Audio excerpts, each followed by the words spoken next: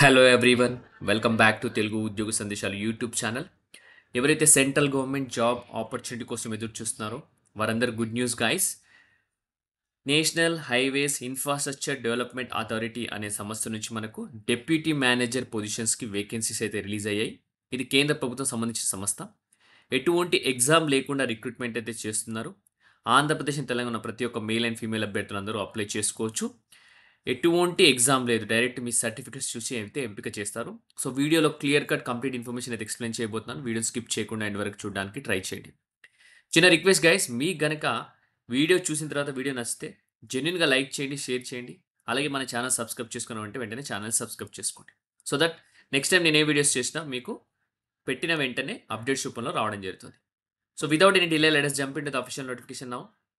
So official notification మనం discuss చేసుకున్నట్టు national highways and infrastructure development corporation limited నుంచి release అయింది. దీనికి సంబంధించిన వెబ్సైట్ లింక్ ఇది. ఈ లింక్ నేను టెలిగ్రామ్ ఛానల్లో పేస్ట్ చేస్తాను. అక్కడ నుంచి యాక్సెస్ చేయండి. అది ఓపెన్ చేస్తే ఇలానే పేజ్ ఓపెన్ అవుతుంది. సో నెక్స్ట్ కెరియర్ డ్రాప్ డౌన్లో క్లిక్ చేస్తే కరెంట్ ఓపెనింగ్స్ పైన క్లిక్ చేస్తే కనుక ఇలా పేజ్ ఓపెన్ అవుతుంది. సో ఈ ఓపెన్ అయిన తర్వాత ఇక్కడ చూసుకుంటే ఇక్కడ మీకు రిక్రూట్మెంట్ సంబంధించి డెప్యూటీ మేనేజర్ అని క్లియర్గా ఉంది కదా. ఓపెనింగ్ డేట్ ఏమో ఇది 4th October, closing date 3rd November అని క్లియర్గా మెన్షన్ చేశారు. ఇక్కడ పీడిఎఫ్ అనేది దాన్ని క్లిక్ చేసి డౌన్లోడ్ చేసుకొని దాని గురించి ఇప్పుడు క్లియర్గా డిస్కస్ చేసుకుందాం.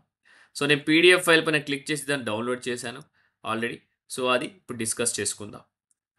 ఓకే గైస్, సో మనం డిస్కస్ చేసుకున్నట్టు ఈ national highways infrastructure development corporation limited వచ్చేసి ministry of road transport highways కింద అయితే రావడం జరుగుతుంది.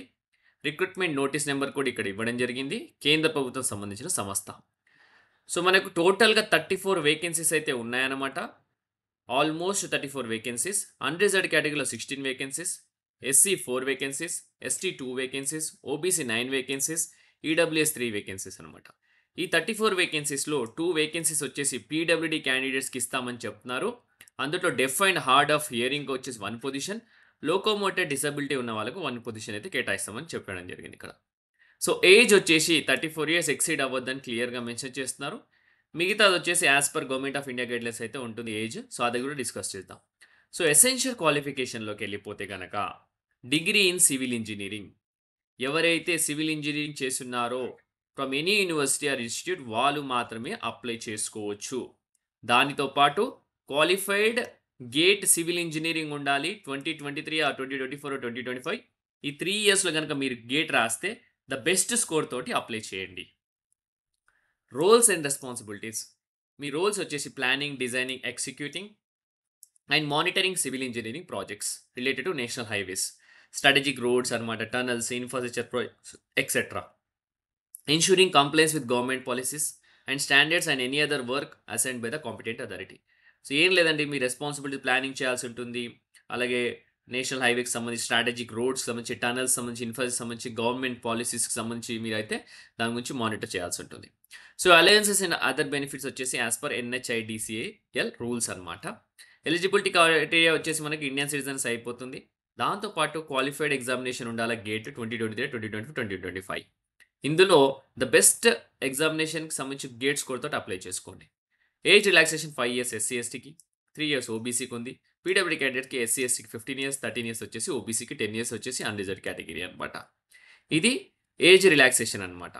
సో నెక్స్ట్ వచ్చేసి ప్రొసీజర్ ఆఫ్ అప్లయింగ్ వచ్చేసి క్యాండిడేట్ వచ్చేసి ఈ వెబ్సైట్లో లాగిన్ అయ్యి ఇందాక మనం చూపించినట్టు ఆన్లైన్లో సబ్మిట్ చేయాలా.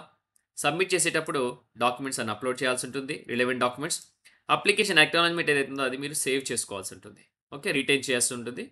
So candidate should provide correct email address and all the correspondences will be send to only to email అనమాట. సో నేను ప్రతి వీడియోలో చెప్తుంటా ఈమెయిల్ ఐడి కానీ మొబైల్ నెంబర్ కానీ కరెక్ట్ ప్రజెంట్ వర్కింగ్ అవుతుందో అదే ఇవ్వండి, ఎందుకంటే కమ్యూనికేషన్ మొత్తం దానికే ఇస్తారు. సో ఇంపార్టెంట్ డేట్స్ చూసుకుంటే 4th అక్టోబర్ అయితే అప్లికేషన్ అనేది ఓపెన్ అవుతుంది. 3rd నవంబర్ వరకు అయితే లాస్ట్ డేట్ ఉందన్నమాట. ఓకే, సో నెక్స్ట్ వచ్చేసి సెలక్షన్ ప్రొసీజర్ ఆల్రెడీ మనం డిస్కస్ చేసుకున్నాం. Selection based on the GATE scores in civil engineering obtained in the 2023, 2024, 2025. So ఈ స్కోర్ బట్టి మిమ్మల్ని సెలెక్ట్ చేయడం జరుగుతుంది. ద బెస్ట్ స్కోర్ ఎవరికి ఉందో వాళ్ళని సెలెక్ట్ చేసేసుకుంటారు.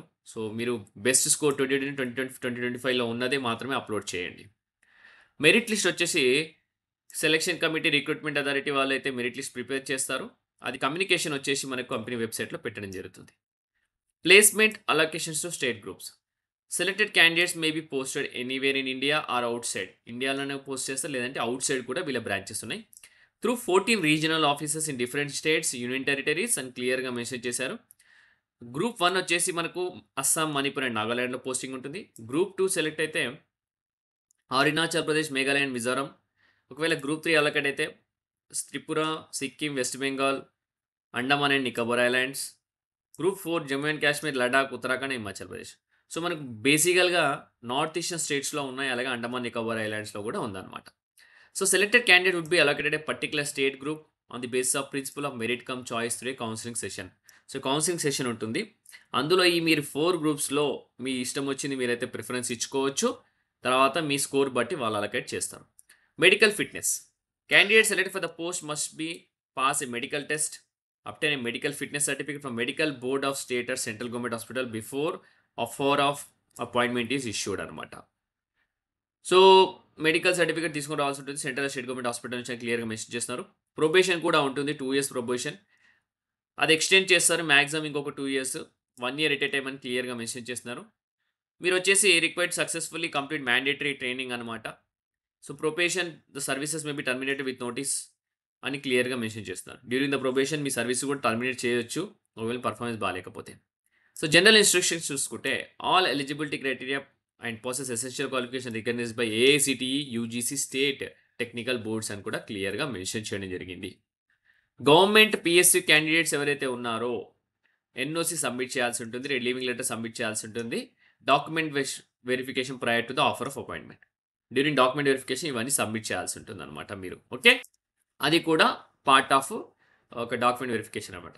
ఏదన్నా correspondence shall be made only via email recruitment@nhidcl.@nhidcl.com అనమాట. ఇది ఈమెయిల్ ఐడి నుంచి మీకు కమ్యూనికేషన్ వస్తుంది. సో మనకొచ్చేసి బ్యాక్‌గ్రౌండ్ వెరిఫికేషన్ అయిపోయిన తర్వాతనే మిమ్మల్ని అయితే లోపల తీసుకోవడం జరుగుతుంది. సో బ్యాక్‌గ్రౌండ్ బీజీవీ కండక్ట్ చేస్తారు. For verification of GATE score card, candidates are required to keep their login credentials such as the registered enrolment ID, email ID, password, mobile number with them so as to fetch the score card from the official website of the concerned అనమాట. So మీరు GATE score card సంబంధించి login credentials అన్నీ హ్యాండీగా పెట్టుకోండి. అక్కడ నుంచే score card అంతా fetch చేస్తామని క్లియర్‌గా మెన్షన్ చేస్తున్నారు guys. Okay. So at any point in time before appointment the outcome of the background verification is found to be unsatisfactory, NHIDCL reserves the right to withdraw or cancel offer of employment or appointment. Okay. So guys, so background verification టైంలో మీకు గనక ఏదైనా remark గనక ఉంటే, ఏదైనా FIR ఉంది మీ పైన, ఏదైనా కేస్ ఫైల్ అయింది, అవన్నీ మీరు డిస్క్లోజ్ చేయకుండా ఉంటే గనక వాళ్ళు ఫైండ్ చేస్తే మీకైతే ఆఫర్ అయితే రిలీజ్ చేయమని కూడా క్లియర్‌గా మెన్షన్ చేస్తున్నారు. సో డీటెయిల్స్ ఏవి ఇచ్చినా కానీ వ్యాలిడ్ డీటెయిల్స్ ఇవ్వండి. ఎటువంటి fake or false details provide చేయొద్దు.